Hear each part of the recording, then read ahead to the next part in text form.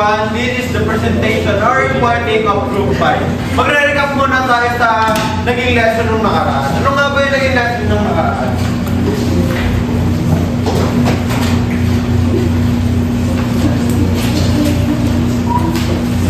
Nung tinapik nung nakaraan is tungkol sa coastal zone or COS. Ito yung the region where and processes and the sea meet and interact. It is dynamic, constantly changing, and it's shaped by different natural and human process. Sinasabi po dito na ito yung coastal zone or COS, ito po yung baybaying dagat kung saan nag-meet yung sea and yung land. Tapos po sinasabi na patuloy po ito na nagbabago dahil sa gawa ng alon, or di kaya sa high tide or low tide, and yung mga gawa nating mga tao. Naalala niyo po ba yung drawing nung nakaraan? Yung mukha. Yung may dagat, may tabing dagat, tapos may lupa. Naalala niyo pa po? Meron pong apat na region yung coastal zone, which are the backshore, foreshore, inshore, and offshore. Kung makikita po natin sa backshore, siya po yung nasa pinakamataas na area, and hindi po siya lagi po, usually tuyo lang po siya at hindi po nababasa. Depende na lang po kung may malakas na alon or bagyo po. Tapos sa foreshore po, ito po yung, sa foreshore, pagitan po ito ng high tide, tapos ng low tide po. Samantalang sa inshore, ito po yung bahagi po ng dagat na makikita natin sa baybayin. For example po, yung malapit lang po sa mga lupa, kunwari po kung saan po nagsisimula yung mga bangka po, kung saan po nakalagay yung bangka, doon po yung simula. Doon po yung sa inshore. Hindi pa po siya ganun kalalim. Kasi po sa offshore, ito po yung malalim na and malayo na po siya sa inshore. Dito na po makikita yung mga malalaki pong bangka. Gets po? Ito po yung definition. Para maalala. Ito ngayon, ang voucher ay pinakamataas sa parte ng coastal coast. Ayun ang po yung pinakatatandaan natin sa ano po. Area extends from the normal height and landward, limits the marine activity. Kumbaga, dito na yung hangganan na kumbaga hindi na ito nakakabot ng tubig pag nasa normal na taas. Tapos, for sure po, ito po yung nakikita natin pag low tide. Ito po yung napupuntahan nating parte ng coastal zone kung saan mamasa-masa po siya pag low tide. And pag high tide po is ito na yung nagsisilbing kumbaga natatakpan hanggang backshore. Kumbaga natatakpan ng tubig. At sumunod naman po, inshore. Ito po yung hangganan ng low tide natin kung saan makikita natin yung tubig na hanggang doon na lang yung tubig hanggang lumitaw yung foreshore. Kumbaga, ito yung hangganan ng low tide. And ito pong offshore, pinaka malalim na party po ito na coastal kung saan dito na po nagbe-breaking down yung mga alon. Kumbaga, dito na siya unti-unting bumabagsak. Pakitandaan ko, baka po mamaya kasama ko. Sumunod na po, wave. Ano nga ba ang wave? Waves is undulation. The water surface as a result of wind. When the winds blow on the surface of the water, it applies shear stress that causes the rotation of water molecules along a circular path. The variation in pressure and stress are responsible for the growth of waves. Paano nga ba natutuwa ang waves? Siguro naman sa ating lahat na nakakita na ng waves. So waves ay pag ganito. Yan. At ang wave. Paano nga ba siya nabubuo? Nabubuo siya sa pamamagitan ng pagtama ng hangin sa surface ng tubig. Nagkakaroon siya ng pressure at yung pressure na yun ay tumatama sa ibabaw ng surface ng water kaya nagkakaroon siya ng wave. Kumbaga, isang plate na tubig. Pag mo siya inipan, minsan nagkakaroon siya ng upa hanggang sa nagkakaroon siya ng alon. Yun yung pinagmulan ng wave. Gets po ba kung ano yung waves? Waves are undulation, the water surface, result of the wind. Gets po ba?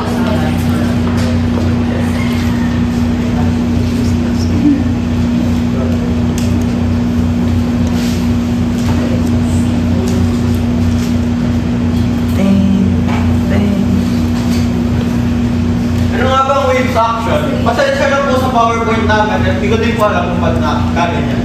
Waves action is may result of erosion of rocks or deposition of sediments along the wave. Waves can be classified as destructive or constructive waves. Ang waves action ay may dalawang parte. Constructive and destructive waves. Ang waves action, ito na yung paggalaw ng waves natin kung nakaka-classify siya sa dalawang parte.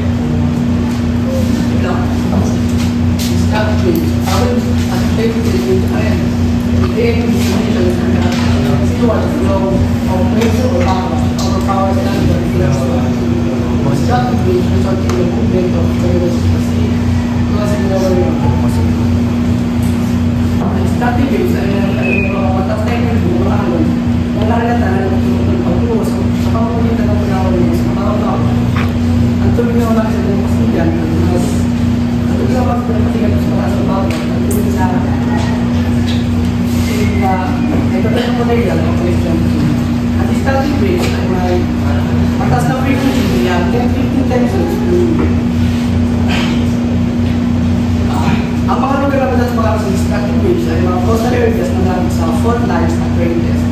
Nabubuo ang destructive waves mula sa malakas na akin at nagtatagal ng mahabang panahon. Mula sa malakas na akin at nagtatagal ng mahabang panahon sa isang malaking fish na nagresulta sa mataas na energy.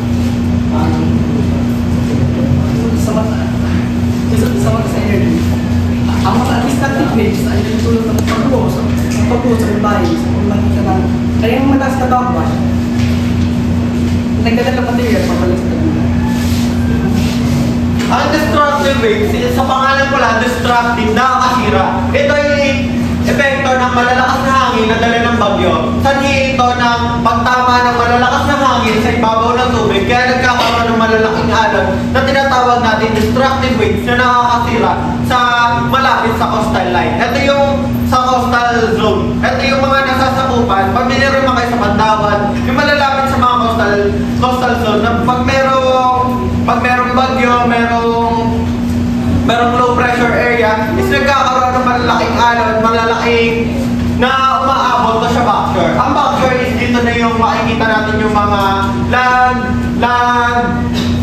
formation kung saan may mountain, yung tawag doon. Hindi naman siya mountain talaga. Literal na kumbaga yung pinakamababang part ng mountain, hindi naman siya umabot ng di ba yung alam. Yung destructive waves lang, isa to na yung nakakasira, nakakapanira. Epekto ito ng malalakas na bagyo na nagkakaroon ng pagtama sa surface ng tubig na nagsasanhi ng malakas na alon. Yun lang po ang destructive. At sunod naman po, constructive. Ano nga po nagkaiba ng constructive sa destructive? Ang constructive wave is a more effective wash characterized constructive wave compared to backwash. They are associated with low energy cost and result in building up of a beach. Ang constructive wave is ito ang mga alon sa dagat na mahina, mabagal at bumubuo ng mga alon na mayroong dalang mga sediments na lupa and ibaba. Ang constructive wave, sa pangalan pa lang constructive, ito ay sanhi ng mahinang pagbuga ng hangin sa surface ng tubig na nagsasanhi ng pagtangay ng mga sediments mula sa dagat papunta sa lupa, kung saan magtatagpo yung sinasabi sa coastal zone, kung saan magtatagpo ang seabed at ang land, kung saan nagkakaroon siya ng construction ng mga buhangin or yung sediments. Natatangay niya yung nasa ilalim ng seabed ng sediments papunta sa land. Kaya nagkakaroon siya ng construction. Kumbaga, pag nagkakaroon ng constructive wave, yung mga sediments na dala ng constructive wave ay pumupunta sa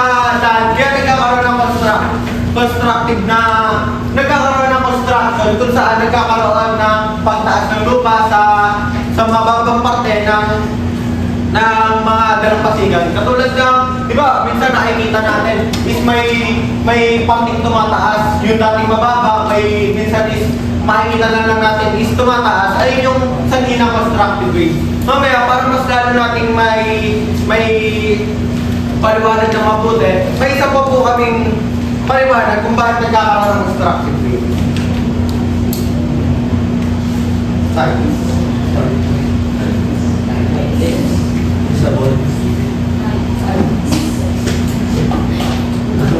So, tides. Pakibasa nga po ng description ng tides. Will. Basa lang.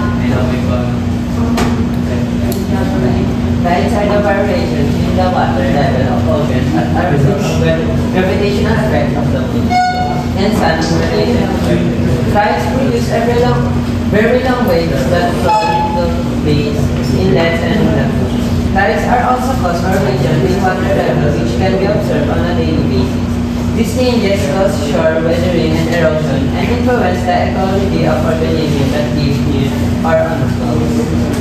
So, ayan po, sabi dito, no, na water level of ocean as a result of gravitational effects of the moon and sun relation to Earth. So, yung tides daw po natin is, syempre, alam naman po natin na may two classifications yon, yung high tides and low tides. So, sabi nga dito, meron po siyang connection sa sun and moon. So, ngayon is, itatalakay ko sa inyo kung paano nga ba siya na nagkakaroon ng relation sa sun and moon.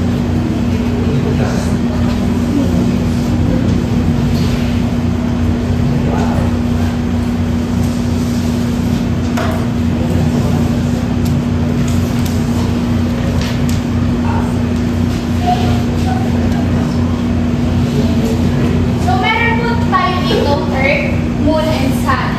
So, sabi nga na yung gravitational pull is nag-charge sa Earth and sa Moon. So, ang kada gravitation ng Earth at ng Moon is na-attract sa isa't isa. So, itong nakapaligid sa Earth natin is tinatawag natin siyang tidal bulges. So, meron siyang near side bulge and meron siyang far side bulge. So, sabihin na natin na dito yung point A, point B, at point C.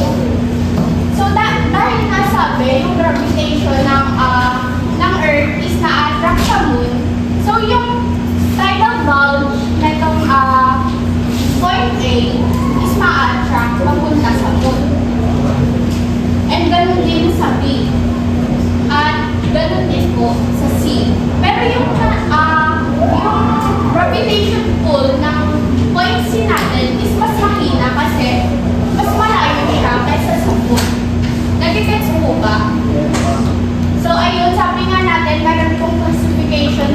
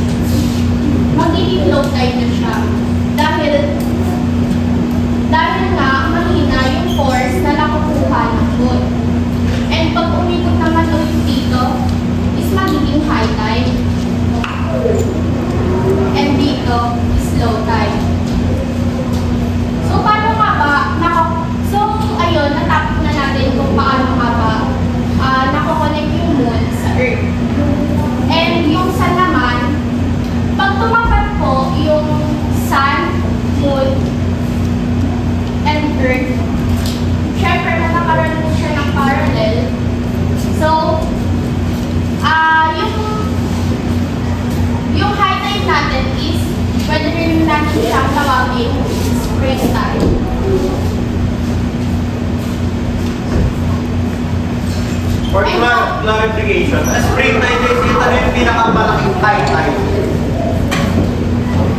So, pag naging ano na, kung pag tumapag yung earth sa sun at sa moon, magkakaroon na siya ng spring tide. So, yung spring tide na, no, sabi ni Andre, na pag high tide siya, high tide talaga siya. Pero pag low tide siya, low tide din talaga siya. So, pag umigot ulit yung moon dito, which is low tide, tatawagin natin siya dito first quarter. Yung moon ko ha, magiging first quarter na yung moon natin, pag-rotate dito sa taas ng earth.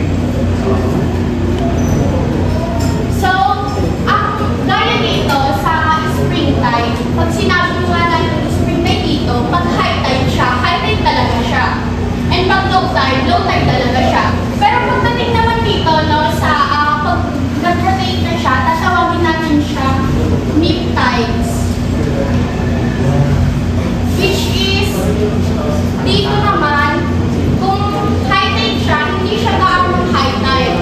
Kung baka parang saktuhan lang and walang nadadamage na ibang mga property and living organisms, gano'n.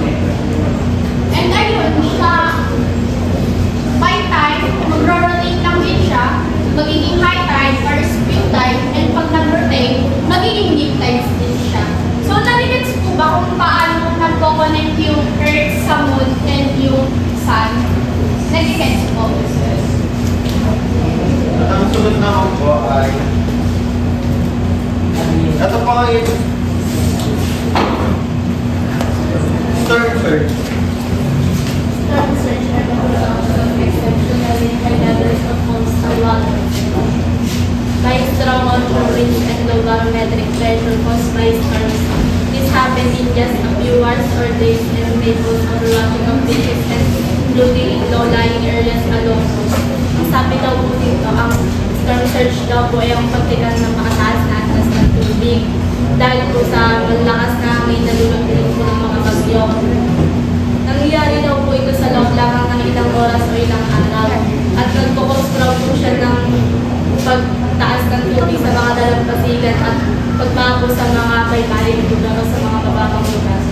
Ang pangunahing sanhi po ng storm surge ay malalakas na hangin at dala na rin po ng mga bagyo. Kapag ang hangin po ay tumihip patungo sa baybayin, syempre tumutulak po siya ng tubig patungo sa mga lupa.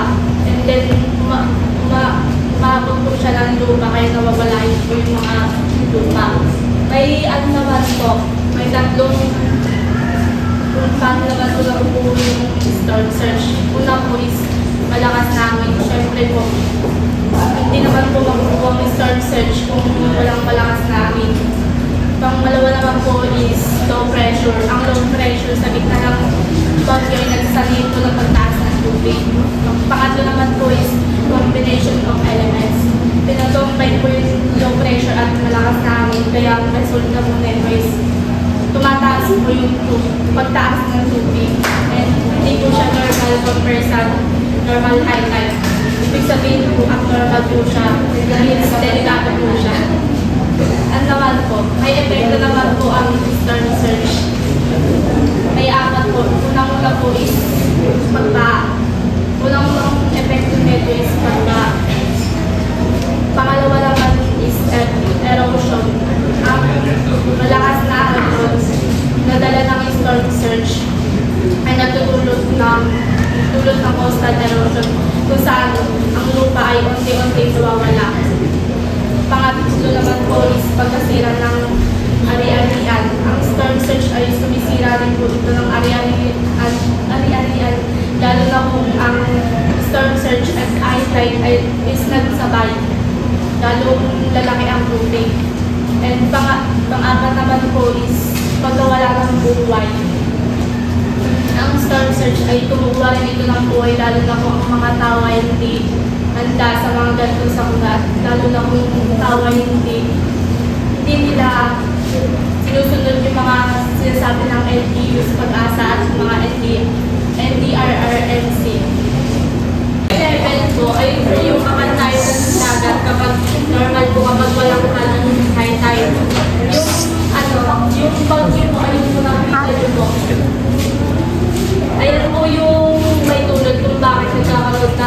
storm surge dahil din po sa malakas na hangin. Then kapag naging tubig normal high tide naman po, is medyo malayo na po siya sa mid-sea level. Kasi po yung mid-sea level, ayun po yung kapantay ng dagat kapag wala po siyang halong normal, wala siyang halong high tide. Then kapag ang high tide at storm surge is nagsabay, pwede siyang pumalo sa 15 to 17 feet storm tide.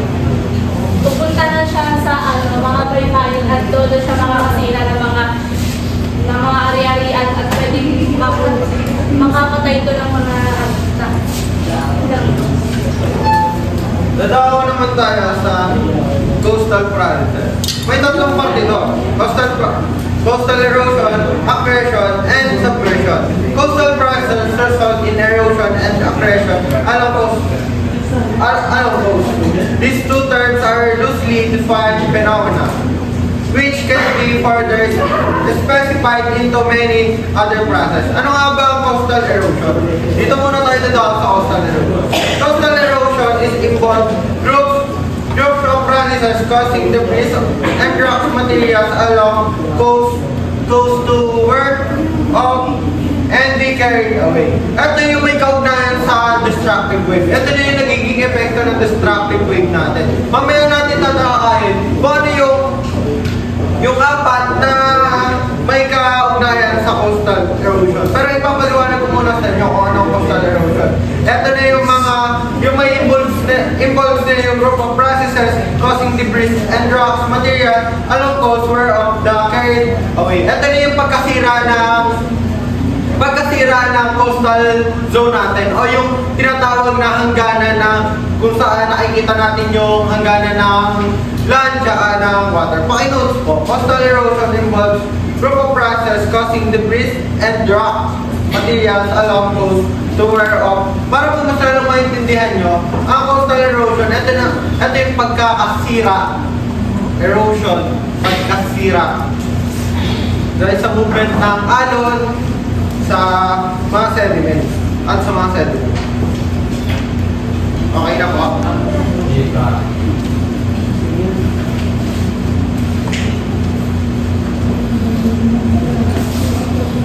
Kahit paano na lang po naman group of processes causing debris and rocks material along coast. Right yun lang po. Carried away.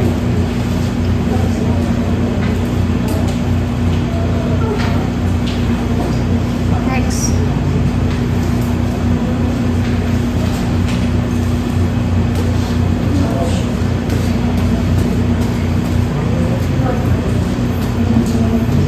Ito po ang mga epekto ng malalaking alon dahil po sa pagtama ng malalaking alon sa coastal zone natin o tinatawag natin may bayan, nagkakaroon ng pagkasira. Ang pagkakabitak-bitak, minsan nagkakaroon ng reaction siya, kaya nagkakaroon ng pagkasira ng ating coastal zone.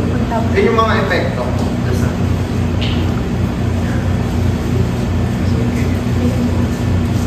Ang sunod naman, accretion. Ano nga ba ang accretion? May kaugnayan ng accretion sa constructive waves. Ito na yung epekto ng constructive waves. Accretion, on the other hand, is the process increasing area of land along coast of result of deposition of and sedimentation. Ito na yung may na epekto ng constructive waves natin kung saan nagkakaroon ng pagtaas ng parte ng lupa along the coast. Kumbaga nagkakaroon siya, di ba sa constructive wave is ino-construct niya, meaning binubuo niya o pinapataas niya ang isang lugar. Kumbaga, ito na yung epekto ng constructive wave, ang accretion. Pinapataas niya ang isang lugar dahil sa mahinang pag-alon kung saan nagkakaroon ng pagtaas ng lugar. Halimbawa na lang dito sa picture. Nagkakaroon siya ng pagtaas ng lugar kung saan nakikita niyo naman po dito is nagkakaroon siya ng mga yung kumbaga bakas ng pag-alon. Ang key meaning natin dito is the process increasing the area. Pressure. Ito na yung sinasabi ko sa apat na main process process cause of coastal erosion. May apat tayo. Abrasion, attrition, corrosion, and bioerosion. Ano nga ba ang abrasion? Ano yung ano? Accretion? In size.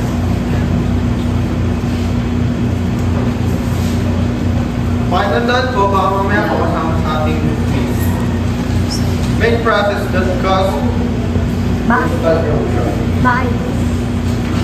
Naintindihan po ba kung ano ang pagkakaiba ng coastal erosion sa attrition? Ay, attrition talaga sa accretion. Mag-quiz.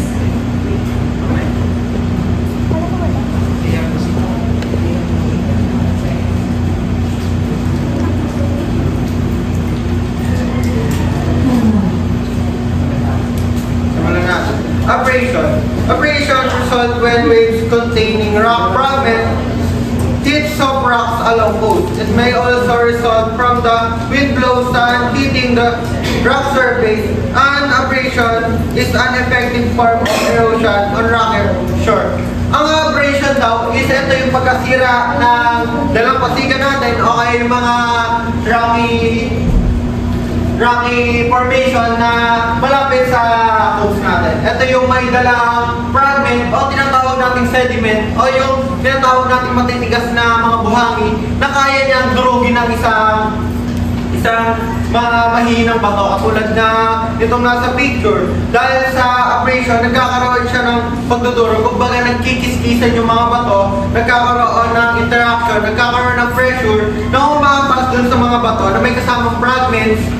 Pakilinaw po, may kasamang fragments ito, yung mga maliliit na bato, mga maliliit na buhangin na kaya-kaya niyang durugin or kaya-kaya niyang sirain ang gilid ng coastal zone. Kumbaga ito yung mga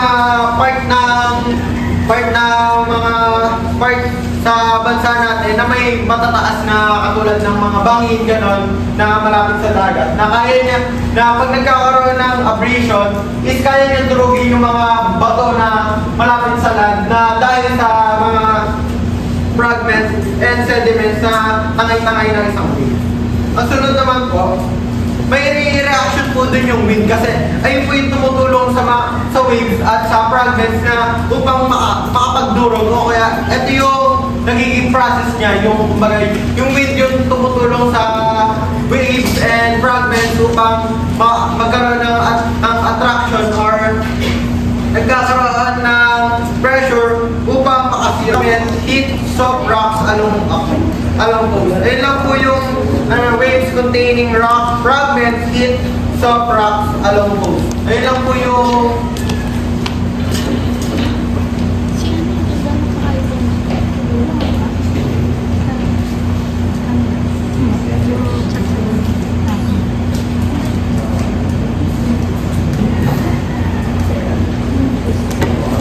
sa atin.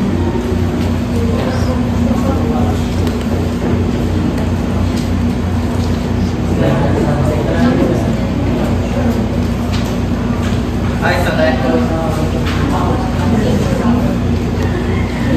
Ayos na.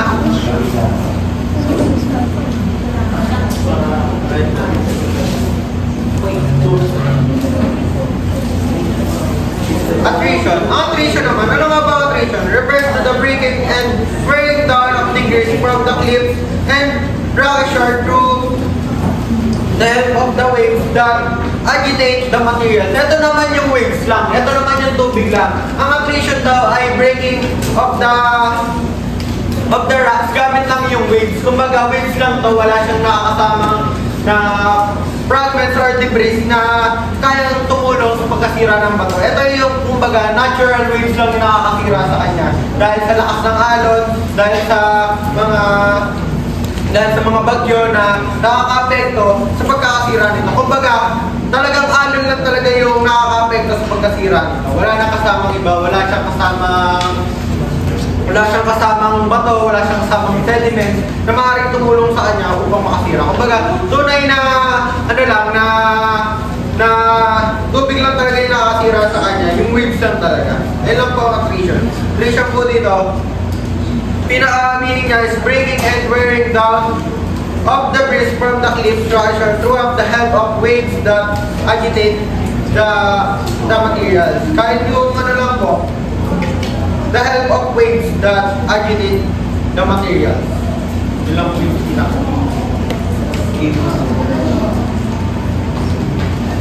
naintindihan po ba kung ano ang attrition? Ang pinagkait po ng abrasion sa abrasion po ay may kasamang sediments o ay nga yung tinatawag nating fragments na tumutulong din sa tubig na upang makasira ng isa pang bagay. Tulad ng yun nga nasa gilid, nasa rocky shore. Kumbaga tinutulungan ng mga bato ang waves upang makasira. Doon nagkakaroon ng attraction ng pagkakakiskisan ng mga bato pagbubungguan kaya nagkakaroon ng pagkasira ng gilid ng coastal. And yun po, sa attrition naman po, talagang waves lang po talaga yung nakasira sa kanya. Wala po siyang kasamang sediment, wala din po siyang kasamang fragments. Talagang water lang po talaga yung nakasira sa kanya. Yun po ang meaning ng attrition. Dadako naman po tayo sa corrosion. Ito na po, nasa mismong pangalan, corrosion occurs on shore where limestone and chalk are present. Acidic seawater cause the dissolution of these rocks. Ito naman po yung corrosion. Meaning po ng corrosion is pangangalawa. Kumbaga nagkakaroon ng chemical change sa isang bato na nagkakos ng kalawang. Ito po yung mga materials na kinakalawang po. Tulad po ng limestone and chalk na may halo po dun sa bato natin. Di ba po? Pag nangangalawang isang bagay is meron siyang iron, ayun po yung tumutulong sa, ang tubig po is, ang tubig po natin is ito po yung pinakamabilis na paraan upang ang isang bagay ay tulungan mga lawang. Ito po yung pinakamabilis na paraan upang ang isang bagay is mga lawang. Katulad po ng mga bakal. Di ba po pag nababasa ang mga bakal is nangangalawang sila? Tulad din po ng mga gamit nating may halong metal. Pag po nababasa yung mga yon, is mabilis sila mga lawang. Kasi naman, di ba, pag hindi nababasa, is matagal siya mga lawang. Ang water kasi is may H2O. Kumbaga nagkakaroon sila ng reaction na nagsasani ng corrosion sa isang bagay. Katulad dito, sa limestone and chalk. Pag nahaluan ng water ang limestone and chalk, nagkakaroon sila ng reaction kung saan nagkakaroon ng corrosion. Ayun na nga yung tinatawag natin pagkakaroon ng corroded na area sa mga bato. Yun lang po, ito lang po yung pwede nating maging meaning. Seashore where limestone and chalk are present. Acidic water cause the dissolution of this rock.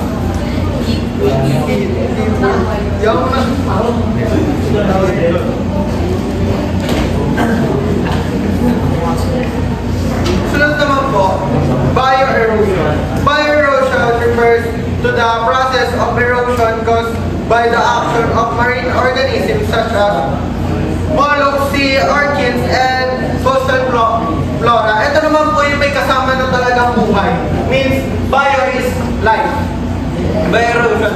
Tumutulong na ang mga sea organism katulad ng mollusks, sea urchins, and coastal flora para makasira ng isang bato or makadamage ito sa coastal coast.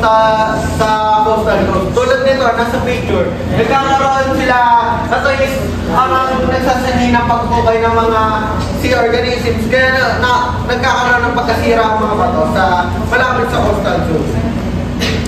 Yun lang po, meaning nito is process of erosion caused the action of marine organisms. Right, ito na lang.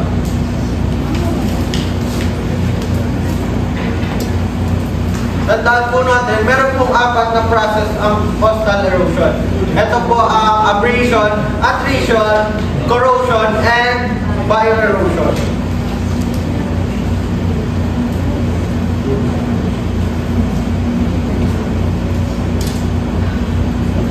At ang panghuli, submersion. Erosion is the process removing and transporting sediments. An important process in the cycles of coastal erosion is submersion, which occurs when sediments are submerged underwater, eventually return to the original location. Ito po yung isang halimbawa ng submersion. Paglubog po ng parte ng lupa, kung saan nakikita natin dito sa picture, is may parteng sa isla na to na lumubog sa lupa, ay lumubog sa tubig. Dahil ito sa submersion, kumbaga, tumataas ang sea level o kaya naman, nagkakaroon ng sanhi ng paglindol, kaya bumababa ang lupa.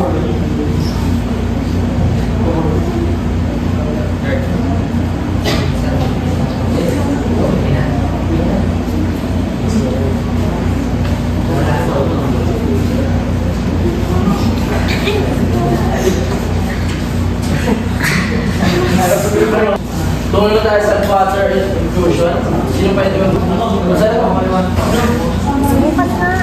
Saltwater intrusion. It is a process where seawater flows into coastal freshwater.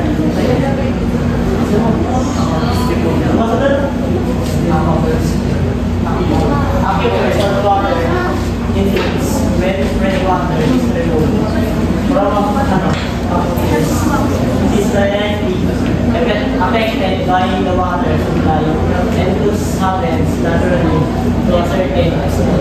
This process worsens when freshwater extraction exceeds the natural recharge rate. Saltwater intrusion usually takes place in densely populated coastal areas where the demand for groundwater extraction exceeds the groundwater leakage rate. Ulit. Kahit yun na lang.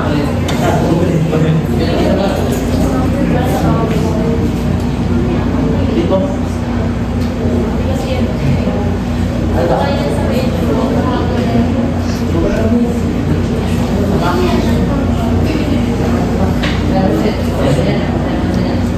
Sige, friend.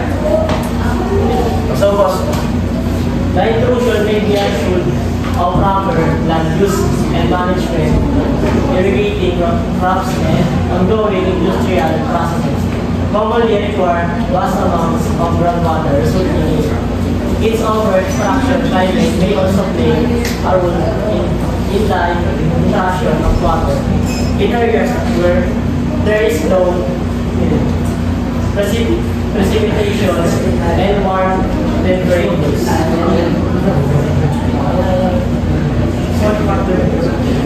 Okay guys, kung familiar po tayo kung naintindihan ng boss binasa ni Jamil, familiar po ba kayo sa balon or sa balon, kinukuha nito ng fresh water o malinis na tubig upang magamit, panligo, panglaba, mga ganun. Ito po yung balon, so ito yung saltwater, pag ito ang natin itong fresh water, saltwater. Pag tumataas po yung tubig, di tubig alat, pag umalo sa fresh water natin is hindi po ito pwede gamitin or gamitin pala panligo dahil mga tayo sa tubig alat kapag taas ang tubig. Dahil ito ay sinisipsip ng lupa tungo dito sa fresh water natin na kinukuha na ng malinis sa tubig. Inuukay ito ng 12 feet upang matagpuan ng malinis sa tubig. Pwede itong inumin. Pwede yung inumin. Pag tumataas ang tubig, sinisipsip ng lupa yung tubig alat na dumalo sa fresh water, hindi po natin pwede itong magamit. At kapag ito naman ay mababa, pwede po natin itong gamitin dahil hindi umabot. Parang ito yung tubig alat, mas lamang yung fresh water pagka ito. Kaya pwede natin siyang gamitin kasi hindi siya umahalo as in mataas, mas mataas yung fresh water. Gets? Para mas natin yung mga nakaan ng saltwater intrusion, alam niyo ba na may mindset ng mga Pilipino kung saan mas malapit ang mga water formation is doon sila nagtatayo ng mga poso, tulad nito, ng mga balon kung saan para daw mas madaling kuhanan kasi mas malapit sa tubig. Pero maling paniniwala ng mga Pilipino. Oo nga, madaling kuhanan ng tubig, pero may masamang epekto to. Dahil kasi sinabi ni Lord na pagtaas ng tubig, nagkakaroon ito nagkakaroon ng epekto ito sa pinagkakuha natin ng tubig o sa manito o balon kung saan naghahalo ang fresh water at ang salt water na nagre-resulta ng ng pollution or tinatawag natin poisoning the fresh water kung saan naghahalo ang salt water and fresh water kung saan hindi na natin ito magagamit. Siyempre, ikaw ba naman ipaligo mo ang tubig dagat? Ikaw ba naman ipagpugas mo ng plato ang tubig dagat? Ikaw ba naman inumin mo ang tubig dagat? Diba hindi naman pwede applicable sa ating mga tao ang pag-inom ng tubig dagat? Doon nasisira yung mga source of water natin katulad ng balon, poso. Yun yung maling mindset ng tao kung saan malapit sa dagat. Doon daw mas magandang magtayo ng balon, doon daw magandang magtayo ng poso. Pero hindi talaga totally na akma yun at ligtas sa ating kalusugan. At ayun lang po. Meron po, magdi-discuss po ako ng erosion in the Philippine coast. Many areas throughout the country experience coastal erosion. Is the one of biggest environmental problems the country is facing. Example of the areas in the Philippines that have experienced coastal erosion related concern are areas of Olocor, La Union, as well as Leyte. Agencies such as DNR, MGP aims to identify which areas experience erosion and sea level rise. In 2011, the agency set up to target 97 coastal areas which is defined identified Cagayan, La Union, Iloilo, Cebu, Aklan, and Antique as priority areas. Ito yung mga tinatamaan ng erosion sa ating bansa. Ito ang pangunahing problema ng ating bansa. Di ba familiar naman tayo na ang bansa natin ay napapalibutan ng tubig. Ayun talaga is may siyansa pwede siyang magkaroon ng subversion sa ilang lugar katulad ng mga nakapalibot sa gilid ng ating bansa, tulad ng mga malalapit sa dagat, katulad ng malapit sa mga bataan, mga malalapit sa dagat. Nagkakaroon sila ng warning about sa erosion kasi pwedeng nagkakaroon ng pagtaas ng tubig, pwede rin nagkakaroon ng pagkasira ng kanilang mga land formation dahil sa storm surge, dahil sa mga destructive waves kung saan nagkakaroon, di ba? Familiar naman po tayo na bansa natin ay palaging nadadaanan ng bagyo. Kumbaga, ang bagyo ang nakakatulong sa mga waves para makasira ito, katulad ng sa Sierra Madre. Familiar naman po kayo doon. Yung gilid po ng Sierra Madre ay nakakaranas ng erosion kung saan nakikita doon yung pagkasira ng mga baybayin, dala ng mga bagyo, ng malalakas na hampas ng alon, doon bumababa yung tunay na land formation natin, nasisira yun, nadideform, na nangyayari is pag dumadaan ng bagyo, kalimitan, is nagkakaroon sila ng subversion kung saan nakikita doon yung paglubog ng mga ilang barangay, ilang lugar, kung saan nakakaranas sila ng malubhang pagbaha. At ayun lang po, ayun po yung kaugnayan ng coastal erosion sa ating bansa. Naway naunawaan niyo po dahil ang ating bansa ay nakakaranas ng ilang pagbaha sa nakaraang buwan. Dala na dito ng malalakas na bagyo, malalakas na buhos ng ulan. At ayun lang po. Dito na po nagtatapos ang reporting ng